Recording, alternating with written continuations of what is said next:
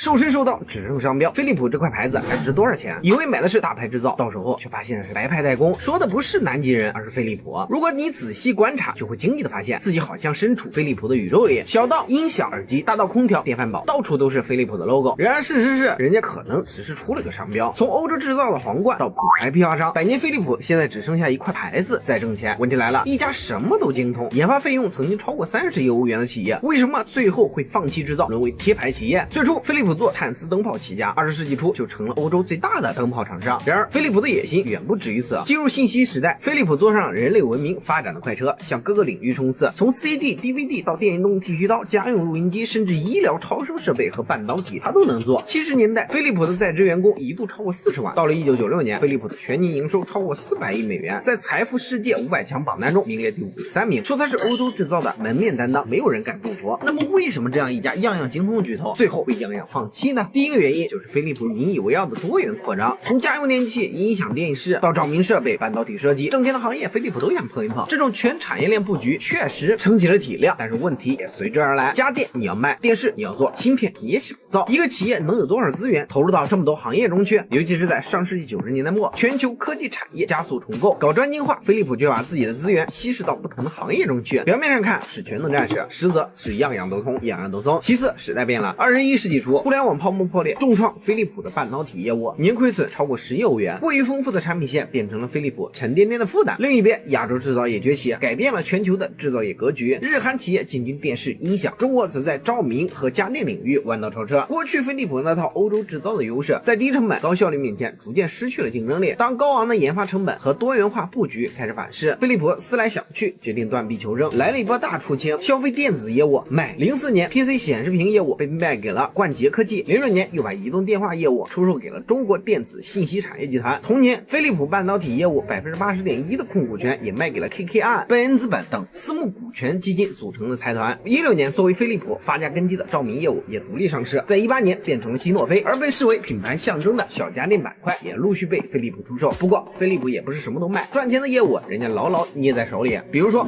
醫療，為啥？因為賺錢啊！醫療業務利潤高，周期長，現金流穩。別看別的領域飛利浦是苦苦往上賣，但是在醫療上他太捨得砸錢了。不管你是提供醫療成像的，還是做醫療器械開發的，只要飛利浦覺得你有潛力，那就買。20多年間，美國 ATL 超聲、惠普、安捷倫、德國湯姆泰克等一系列醫學設備企業被飛利浦陸續收入囊中。老對手西門子和通用電氣也做出了同樣的選擇，他們和飛利浦一起放棄家電，轉型醫療，佔據着我國核磁共振與 CT 市場前3的席位。問題來了，過去在家電電子行業積累了名氣，難道飛利浦不要了嗎？當然不是，飛利浦幹起了和南極人一樣的事，貼牌授權。他把飛利浦的商標租給工廠，自己不參與研發生產，坐等收錢。這裡要科普一個冷知識，貼牌不等同於代工，代工用得好能實現多方共贏，比如說 IF 椰子水，而貼牌產品完全由代工方設計生產，質量很不好把控。反觀飛利浦，雖然保留品牌所有權，但生產、研發、品控等核心環節完全交給授權方自主運營。消費者衝着飛利浦的牌子購買產品，結果買到的不是齊天大聖，而是6碗獼猴。一旦代工廠為了節省成本、降低生產標準，那丟的全是飛利浦的臉啊！如今飛利浦的現狀是一邊用老牌子去面，一邊用醫療業務撐場面，他不想死，也不想太累。回過頭來看飛利浦的這一路，我們只能感慨，偉大是不能被預測的。現在風頭正盛的光刻機巨頭 ASML 是飛利浦孵化的，蒸蒸日上的恩智浦半導體原來是飛利浦半導體事業部拆出來的。原本被賣掉的業務可以組成一個飛利浦宇宙，然而飛利浦卻成了這個宇宙中平平無奇的一顆星星。飛利浦不是第一家走品牌授權的公司，也不是最後一家。它的衰退不是噩夢突然降臨，而是像溫水煮青蛙一樣逐漸失控。最初它只是想輕一點、快一點、賺多一點，但是最後它丟了消費者的信任，丟了自己的制造業基礎，也丟了重塑未來的能力。從科技狂人到科技南極人，一樣可以上桌吃飯，只不過這碗飯吃得越久，牌子越薄，離最初的夢想也就越遠。這裡是率真財經，一個有溫度、有深度的財經博主，歡迎大家關注主頁，有更多精彩視頻。我們下期節目再會。